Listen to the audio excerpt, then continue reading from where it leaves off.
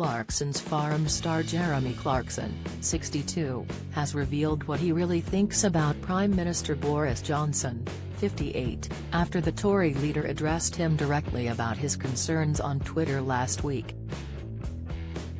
Although Jeremy acknowledged that he was happy to see Boris making an apparent U-turn on supporting British farmers in his video message, he also shared his fears that the PM's words were a long way from any kind of action.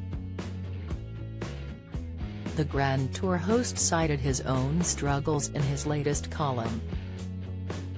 He insisted Boris pledged to make sure that the computer does not say no when a farmer applies for permission to turn a disused barn into a bistro is irrelevant, as this decision is not actually made by the politician, but by a planning officer. Jeremy divulged, the planning officer wants to know, for instance, why I've installed a septic tank and what it's for. And if I answer recklessly, saying it's for the storage of dirts, I could be fined £5,000. But this is the best bit, she says that, because we are providing seating and lavatories, the public is being actively encouraged to visit and remain on site. This is what farmers are up against. Planners who grant you permission to open a shop and then say you must not encourage people to visit it. And what can one man in a field in Cornwall realistically do to stop that frankly unfathomable attitude? The Star questioned in his column for the Sunday Times.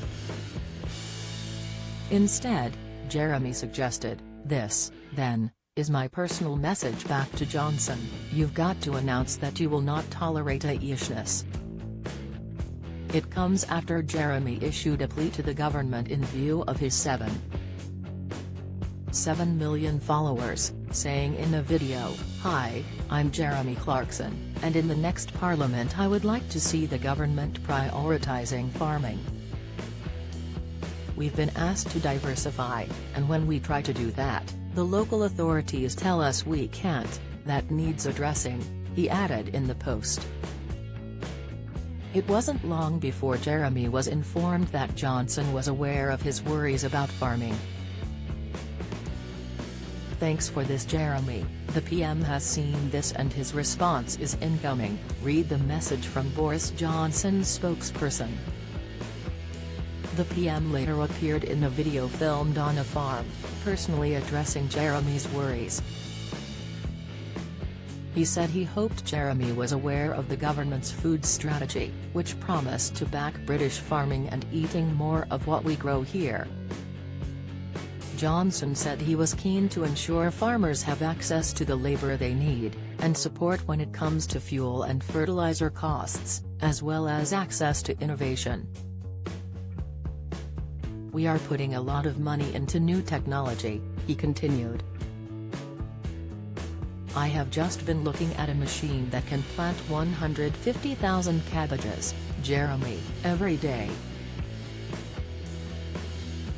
But what we want to do particularly for farmers, and I know you care about this a lot, is to ensure that we say that when farmers want to develop their property, when they want to turn a barn into a bistro or whatever they want to do, we will make sure the computer does not say no and we help them.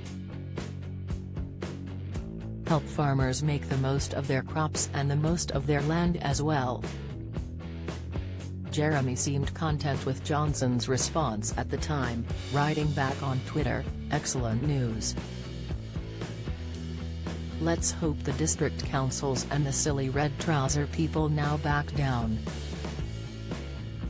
Britain needs food grown in Britain." However, Jeremy's latest column also seems to suggest that he, in fact, wasn't too impressed by Johnson's suggestion about the machine that can plant hundreds of thousands of cabbages. The TV star penned, ignoring the fact that this isn't a particularly impressive number, a cynic might say that the farmer wouldn't have had to spend a fortune on this equipment had his entire workforce not buggered off back to Latvia because of Brexit.